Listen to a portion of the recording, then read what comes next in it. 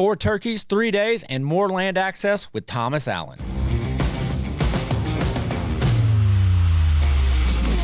Hey, welcome into another Gun Talk Hunt. I am your host, KJ.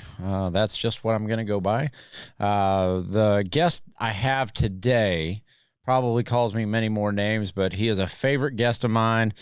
He's been on with us a couple times before, but I'm going to just go ahead and say this right now. This Gun Talk Hunt is brought to you by ATN Optics. Yes, they are the future of optics. So it's turkey season, and we are at the height of it. Last year, I wasn't able to make it out. I had to live vicariously through the COVID guys who didn't care, and they just ran out. And this year, I am busy filming Guns and Gear and Gun Talk Hunt podcast. So I am living vicariously through Mr. Thomas Allen. Thomas, how you doing, brother? I'm good, Kevin. Thanks for having me. And it sounds like you need to realign your priorities. I do. And that's the biggest problem that I run into is that I'm sitting here hosting a Gun Talk Hunt podcast and I'm not out hunting. And that seems very counterintuitive. It does, but it beats stacking spaghetti sauce on top of each other or whatever the heck you're supposed to do with that. So yeah. We can't really complain, can we? We can't. So we are going to get in, and I'm going to let our listeners know right now, this is probably going to take a little bit to get to the payoff, but Thomas Allen just spent 3 days in the woods in Minnesota on 4 epic birds, and he tagged out his entire family. So just hold on tight, because Thomas is going to give a breakdown, and this is the first time I've heard this story. Because we were texting this weekend, and all of a sudden I'd look at my phone. Oh, Thomas, image 1. Great. He killed another one. And then I'd sit down because I know he's in the field. He's capturing content. He's doing a lot of work for us. And then, later in the afternoon, oh, Thomas Allen, image. He killed another one. Great. His luck continues. And he's rubbing it in. So, but I'm glad he rubs it in. But I have not heard the story yet. And I purposefully did that because I want our listeners hearing it as I'm hearing it. So with that, Thomas, set this thing up. Well, first of all, thanks for having me on again. I love to talk turkey, so it's not really any twisting of my arm to tell these stories. And as you're alluding to there, yes, we had a fantastic weekend, but I was only pulling the trigger on one of those turkeys. Because in Minnesota, you're only allowed one bird per person. That's a fair explanation. I guess I should have prefaced that with, he didn't shoot one for all of his family members. All his family members got a turkey. You're only allowed one. My entire family did shoot their birds, and it's a milestone in my family because this is the first time ever that all of us have shot toms. So we'll get into that, but let's back up to August 2020. My family and I moved from Birmingham, Alabama, which is where we spent 5 years of our lives, shot a bunch of turkeys there. I think we've even done a show from there, too, Kevin. Yes, and we were able to move home to Minnesota. And while we were in Alabama, I had a 600-acre lease that I shared with a couple friends and had hunting land at my fingertips.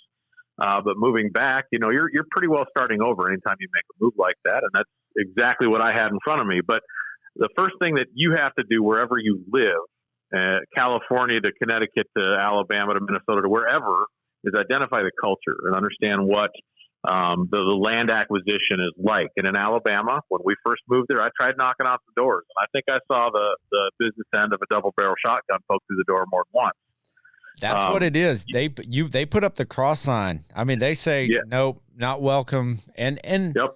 It is, you're right. It's a cultural difference, and that's, they hold their land very precious, and most of them are hunting their property. So that's right. You're not going to get much permission in the South. It's that way across the entire South. That's a leasing culture, right? Right.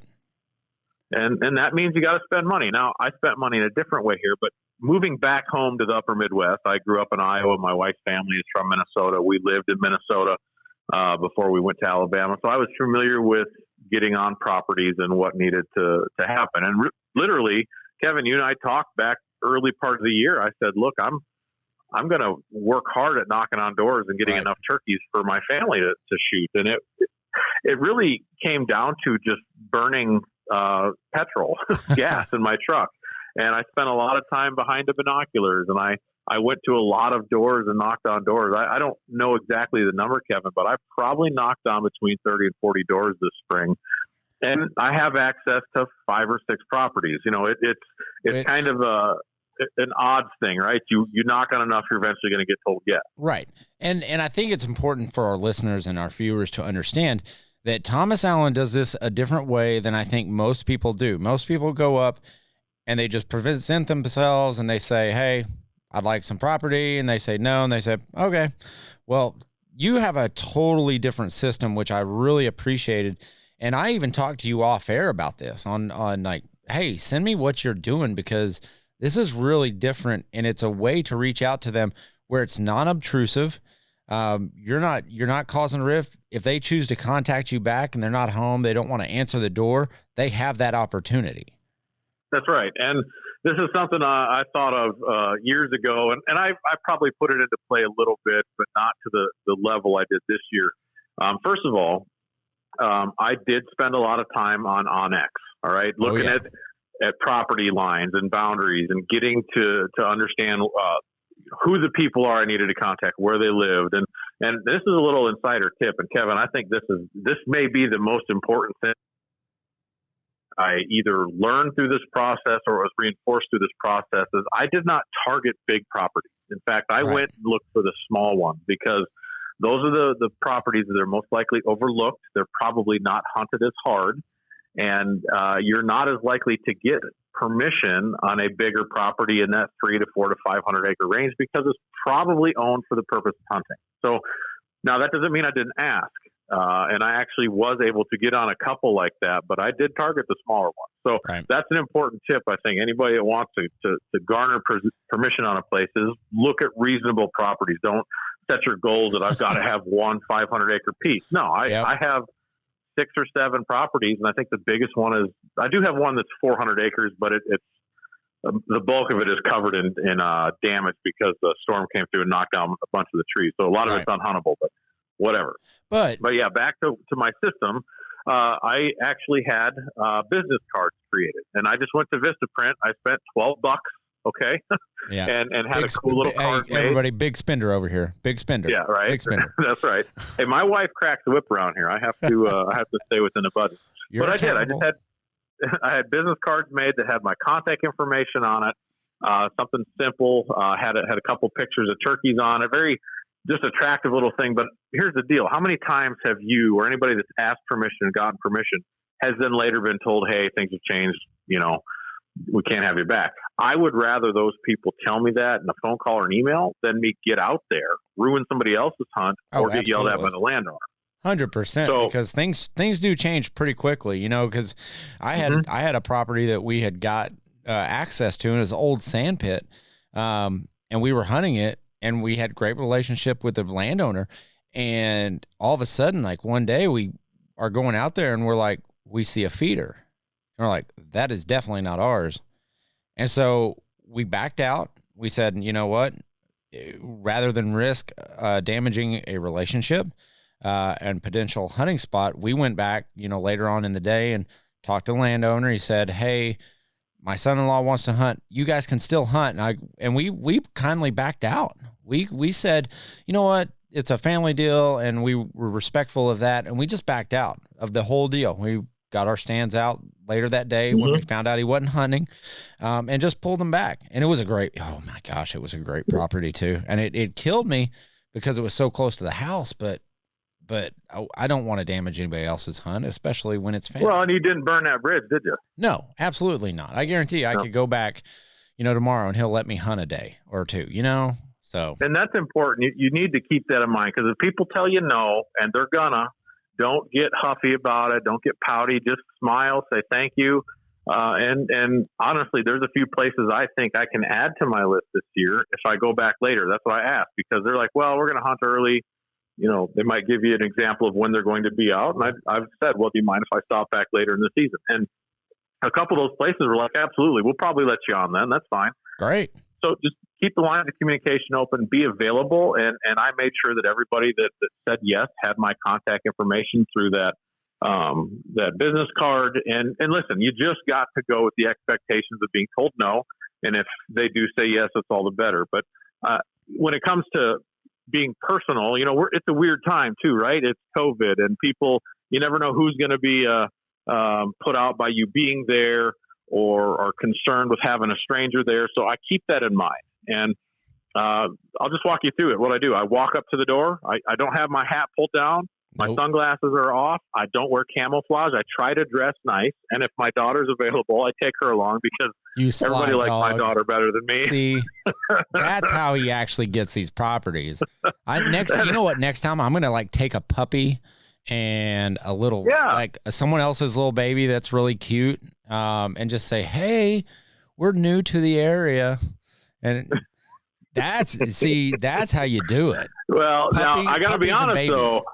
Here's the thing, and you got to keep this in mind. I'm actually bringing my kids to hunt, and that is something that I'm trying to do. But what you don't want to do is sell the access on kids hunting, and then only you going out there. Because absolutely not. It's not going to play out well. So on the occasion where I was able to ask permission with my daughter or my son, it worked pretty well, because they are my priority. But that's it. Like I said, dress kind of nice, take your sunglasses off, don't have your hat pulled too low, KJ. Hey, I do the same thing you do. I dress nice. I look presentable. Mm-hmm. I don't wear a flat brim, because that's an instant no. Yeah, well, obviously. Let's just be honest. Flat brim. I bet he drives a 250 jacked up truck too, which I don't. But but look, you want to be approachable. You want to be personable. And there are people that might give you a long list of reasons why. And a lot of times you just got to take their reasoning, whether it's right or wrong. It is their property. They're able to have their opinions. The one that I get often is, they don't want to be held liable for any injury, which there's actually a federal statute that exempts landowners from that. And I don't know it offhand. We'd have to get a hold of our mutual buddy, Jeremy King, the game warden. Oh, he'll know. But there is something there. But you can't cut them off and say, yeah, well, there's this thing that keeps you protected. You walk away from it. And then I would go back. A lot of times, a second visit, they're more familiar with you, or they might have a chance to ask you questions, what have you. So keep in mind COVID, keep in mind personality, and that's going to help. And then the other thing I did, Kevin, and this actually paid off pretty well for me, is on X, on that app, on the landowners, when it gives you their information, a lot of times it offers a tax address. Now, most of the time that goes to the resident. Right. And if I was unable to locate a landowner, in fact, there was somebody from Colorado that I wanted to hunt on this year, and I'm sure somebody locally takes care of the property, but the tax ID was in Colorado. I wrote 10 letters this year. Okay. And I've heard back from 5 of them, given access on 2 of those properties. Wow. So that's a way to do it. I sent along my business card that I had made, and I just explained to them, hey, here's where we live. Here's what we do. You want them to try and get to know you through a brief letter. And more or less, you're opening the door to yourselves so they can see you're a legitimate person, not trying to spam them or sell them on anything. So those are ways I went about it this year, and it paid off big time. And it paid off big time to the tune of 4 birds in 3 days. Jeez. All right. Now let's get to that story, because I'm sure everybody's sitting here going, okay, we understand. He's smart, and he prints out business cards, shelling out $12. He doesn't wear a flat brim. Okay, you got property. Now what do you do with it? And what you did over 3 days was, I'm sorry, you did not do this over 3 days. I think that's important for our listeners to understand. He started knocking on doors way before, and he started scouting way before. So lead us up. The scouting is the big thing, Kevin, and I want to touch on that briefly. I spent a lot of time after I received permission driving around these areas. And granted, here in the upper Midwest, it's ag country. There's a lot of farms and open fields. I'm able to spend time on the side of the road, back roads or high spots, glassing these fields. And I got to tell you, the right binoculars are critical. I have a 10 by 50 and a 12 by 50, and the 12 by 50 is a pretty big set for hunting. Now, I will take those in some hunting situations, but that is the set of binoculars that sit on my dashboard. They're both from Leupold. Fantastic glass. I love them. Very impressed with them. but they give me the opportunity to look at something and get details from a long ways off. The 10 by 50s, I hunt with those. See, that's what I think the distinguishing factor is too, is that you have two different pairs of them.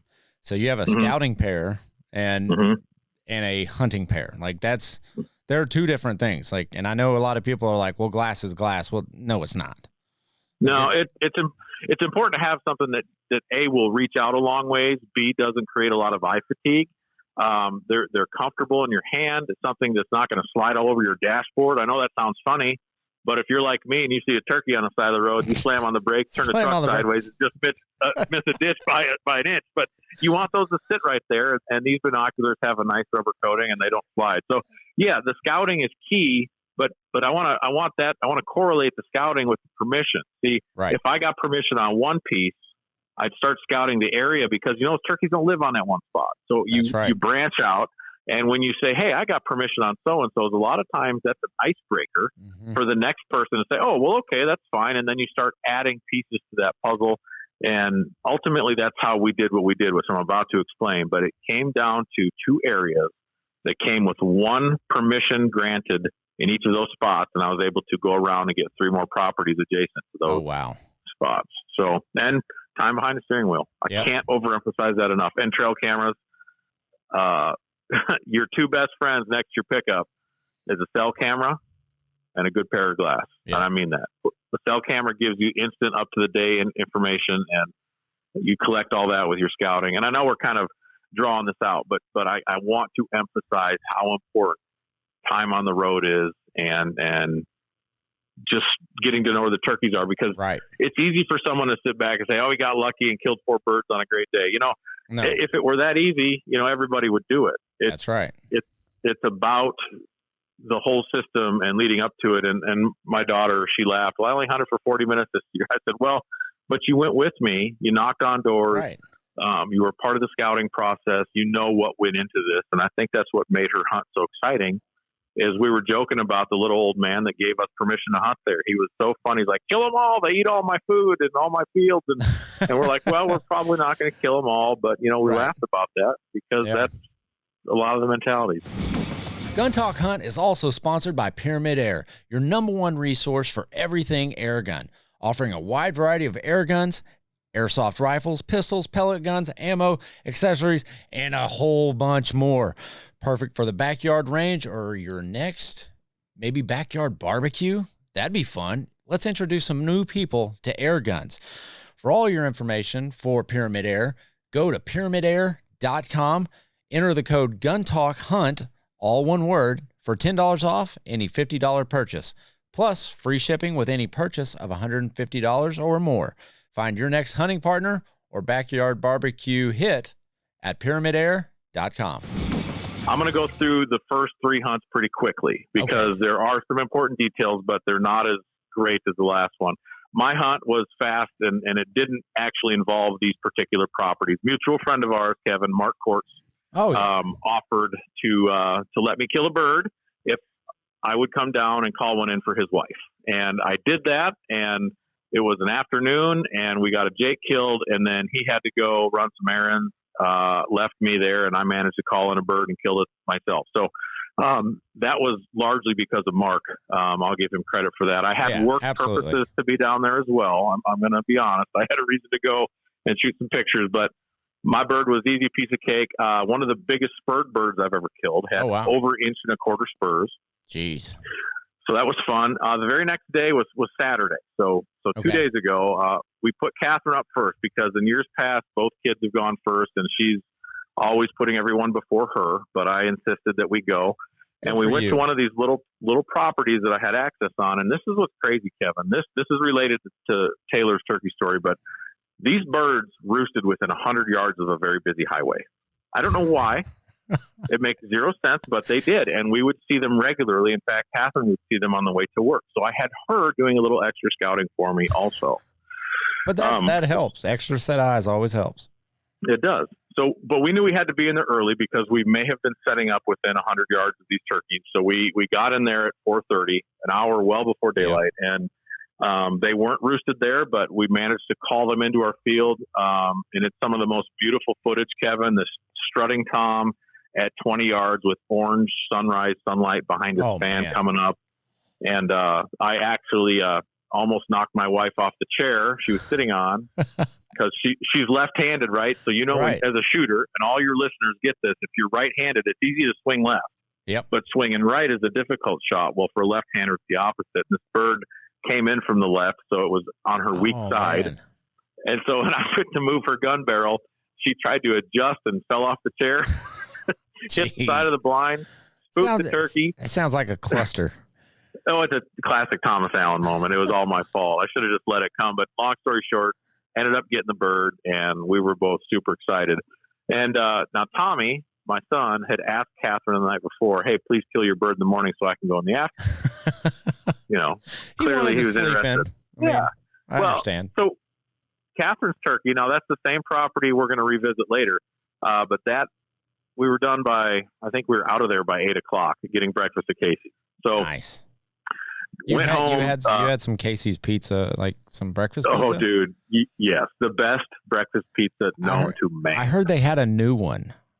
Oh, you have my attention. I don't know that they do. I think they do. I think it's like almost like a Meat Lovers. Well, maybe it is, because the one I had was breakfast sausage, bacon, egg, and then their cheesy sauce, which is that's a standard. But I think this one, like someone call in, someone call me, text me, email me, whatever. But I really do think that Casey's has a new like breakfast pizza, and it sounds delicious. All this other stuff aside, if you go to a Casey's and you want breakfast and you don't get their pizza, you're un-American. Oh no, you don't believe in the sanctity of American like breakfast. It's so good. But you know, that's a great way to kind of end the morning. We laughed about it. We knew we were going to go get Casey's pizza the minute we left there. So anyway, so we pulled out, got home, had Tommy get ready in advance. We literally took care of Catherine's bird, breasted it, got the beard, the fan, the spurs taken care of. Tommy and I hopped in the truck and we went back to this other place. Now I need to preface this story briefly too. Where we hunted we had permission on a 44-acre piece of timber against a river that had a lot of turkeys in it, but we were hunting on the rim of a field where there were up to 30 to 35 birds most mornings, and 6-7 strutters every morning, Kevin. It was ridiculous, but it was owned by a stockyard. A place that stores, moves, sells cattle. Right. Yeah. Well, I thought, you know what, I'm going to go ask. And this is, I'm super glad I did, because I walked in there, I spoke to this gentleman, I said, look, I would really like it. Now this is important. The access is important. I asked him if he'd let me park my truck on the back side of the stockyard. So I drive through it, park on the other side, out of the way, right, just so I could get into the property I was going to hunt without having to walk across that field. He goes, yeah, that's great. No problem. Kill them all. And I thought right there, I'm like, the door just got open. I said, well, would you mind if we hunted your field? He's like, please get out there and hunt the turkeys. They eat all the food, the silage they set up for the calves. So we got permission on both of those spots, and this is the honey hole, Kevin, full of turkeys. Sounds like it. 30 to 40 birds. I mean, how could it not be the honey hole? That's where they want to be. Well, at least 34 now. Anyways, so Tommy and I get set up now. It's 11 in the morning. Okay. So we don't know what to expect. We just know there are turkeys there. And we sat and blind called for about an hour and a half, pushing 2 hours. And he said, Dad, there's a hen. And out across the field, 300 some odd yards away. And we both know Tommy knows what 300 yards looks like. That's right. This Tom steps out behind a hen, and I don't know your experience, Kevin, my experience in an open field like that, they just zigzag and get distracted, and a lot of times they don't make it. These two birds came in like they were on a string, and the Tom walked right up to my Dave Smith Jake, got all angry, puffed up, and Tommy dumped him at 25 yards.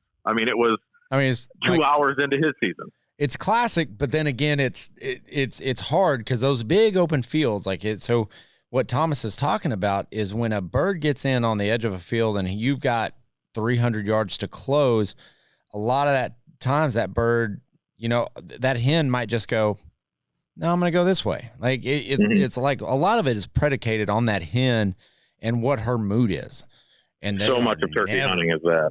Never the same. Like, it's so frustrating at times, but thank goodness it worked out for you guys. She was looking to get social, and it was, but here's the important part, Kevin, is I had scouted that field, and Tommy and I were sitting in the corner of it where most of those birds would hang out. Okay. So it was an educated choice.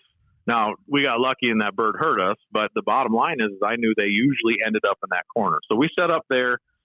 It worked out, and we were home by 3:00, right? And we had two turkeys down on that day. So we're 2 days into my season anyways, and we've got 3 of 4 turkeys shot. So Tommy's excited. I'm excited. We had a great evening. My parents were here, so it was nice to celebrate with the whole family. But Taylor said, knowing she was the last one to have a tag, she goes, "Dad, I want to go in the morning." I said, "Okay." Now, this is where this story isn't that long, but what happened is incredible. So when Catherine shot her turkey, there were 2 other gobblers that I had heard. And I knew, again, we're hunting, I think, 120 acres combined between 2 properties, these 2 little spots. And I knew that there was limited roosting trees, but I assumed, wrongly I might add, that the birds were roosting on the side of the road where Catherine and I hunted the day before. So I knew that there was a portion of the field across the road, across the busy highway, where they ended up 8 or 9 o'clock in the morning. Now, my daughter, bless her heart, does not like to get out of bed early. So I said, all right, let's not get out there at 4 a.m. We'll be there 5:30, set up by 5:45, shooting light is 6. I kind of had it all worked out in my mind. But as you know, on those cool, crisp days, dawn starts to break a little bit sooner than a half an hour before legal shooting time. Yep. So I have a little dealy bob I've been working on. I call it a turkey cart, but it's a sporting clays cart. You see guys push them around sporting clay ranges. And this is about where I lose interest, because when he's talking about a turkey cart, so picture in like a 3-gun match, a guy goes into a 3-gun match and he's got it looks like a golf cart, like a push along golf cart. And it's loaded down typically with stuff like with your shotgun and your AR and your ammo and stuff like that. Mm-hmm. His cart is stacked to the max. It's the most ridiculous thing. I got bungee cords around it. And it's the most ridiculous thing I've ever seen, but it might be the most brilliant thing I've ever seen. Well, it's not for everybody. And I'm going to preface, before we get into the details of her hunt, I'm going to say this. I defend it. Buy turkey tags defend it to the end. Turkey. I buy turkey tags to kill turkeys, and you can't always just run and gun a turkey. And I have talked to a lot of old school turkey hunters. I have a tremendous amount of respect for guys that have done it that way. I've killed a lot of turkeys that way. Tommy and I are going to do that in Wisconsin this year. I have no problem with chasing birds through the woods with just my vest and my gun. I love that. But when I'm hunting ag country, I'm hunting with my kids. I'm hunting small properties where the birds don't stay 24/7.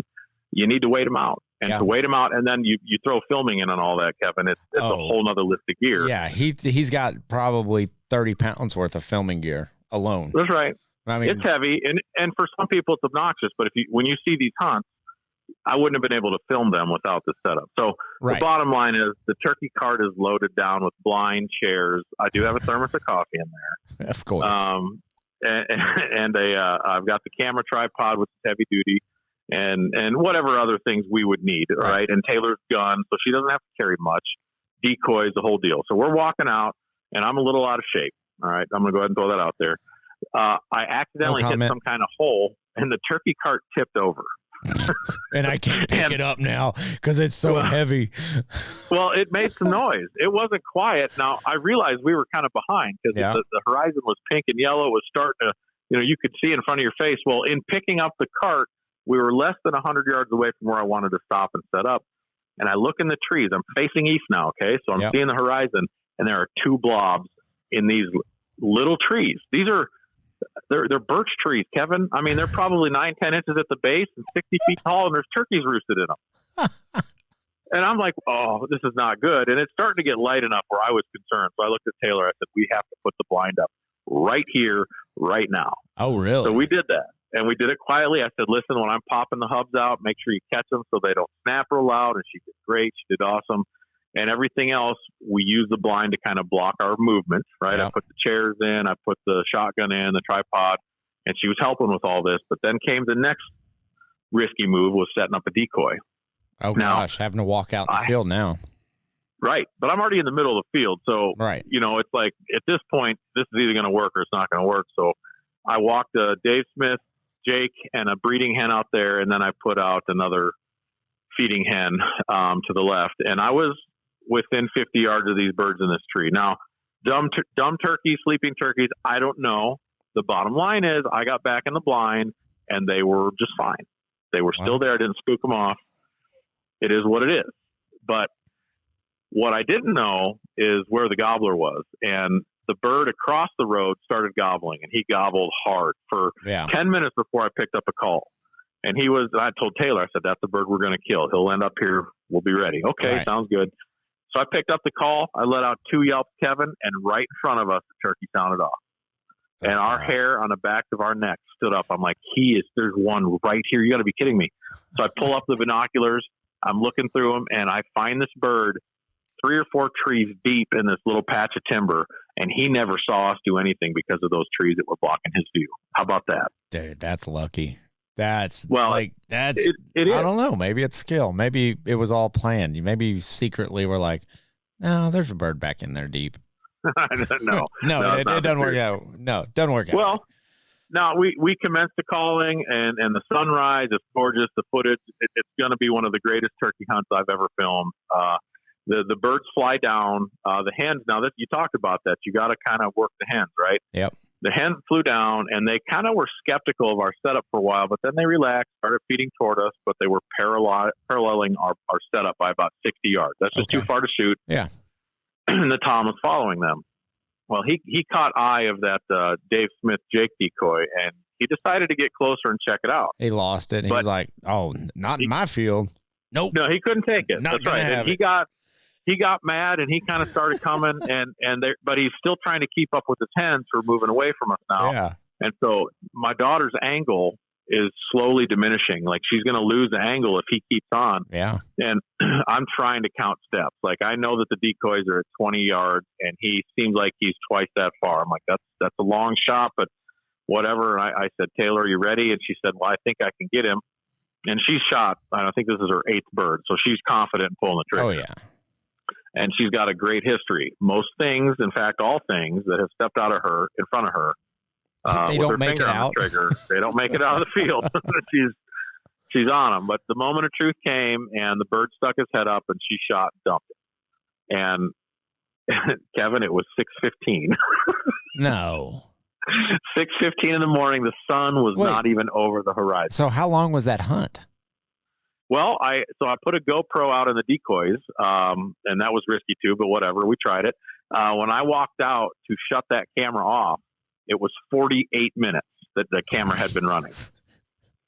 So her season was like 45 minutes, like 45 minutes. Jeez. So, but here's the cool part, and I got to give props to my friends at Boss Shot Shells. I use the 20 gauge Boss Tom number 9s, and those things are deadly. Yes. At 50 yards last year in Alabama, I killed 2 turkeys with a 20 gauge at 50 yards, and this bird looked closer than that, but he was 45 yards. Okay.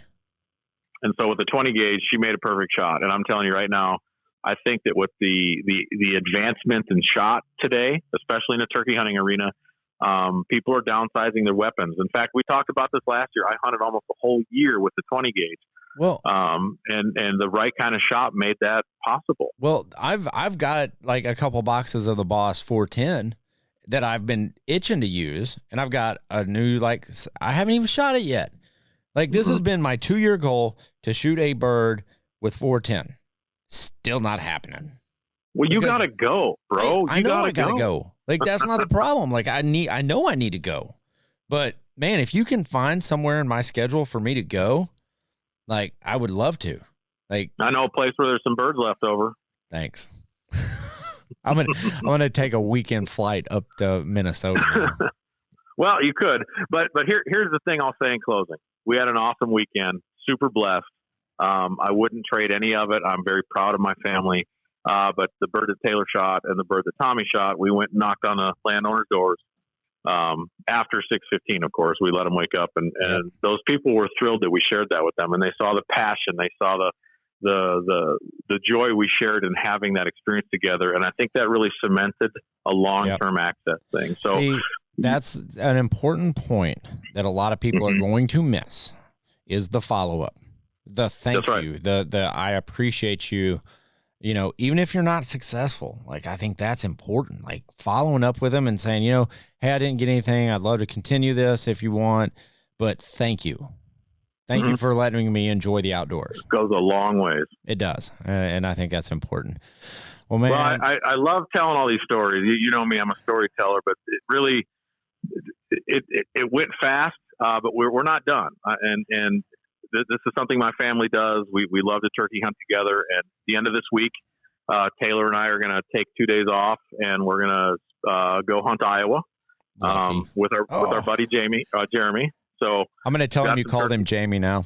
That's what I'm going to. I'm going to just go ahead and throw that out there. Like I'm going to call Jamie and have him on the show. I'm going to introduce. I'm going to call him Jamie through the whole thing. He's going, dude, what are you doing? Like, why are you calling me Jamie? I'm sorry, Jeremy, but you know you're my favorite. Well, yes, sorry. So we'll do that together, and we're going to hunt through Sunday. So we leave Thursday, hunt through Sunday. It should be fun. I get back, and on these properties I'm going to take my brother-in-law. He's never turkey hunted, so we're going to take him out and try to get that done. Following that, Tommy and I go to Wisconsin for a few days. I've got a good friend over there, and I want to point this out. I say all this because it's important to know I'm not made of money. In fact, I have found inexpensive ways to do this. Jeremy is a very close friend. He doesn't have to, but he graciously lets us stay at his house for free. And this buddy of mine in Wisconsin, same deal. He's got a farmhouse, and he said, we're welcome to it. I'm going to take the kayak so we can put them on the farm pond that he has, and we're going to fish a little together with him. Beautiful. So I'm finding ways to give back to people like that too, right? And I mean that as an important thing. I want to do it. I'm not doing it out of obligation.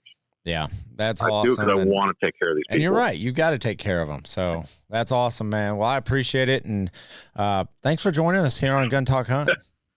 Hey, it's my pleasure. I know those stories got long, but it's been a fun couple days. But it's part of the story is like the telling of it. And you've got to, and folks have to understand where you were, what you did to get it, and how you got to the end result. And that's hard work and determination and a whole lot of kindness and bringing cute puppies and kittens and kids to the door to ask permission to hunt.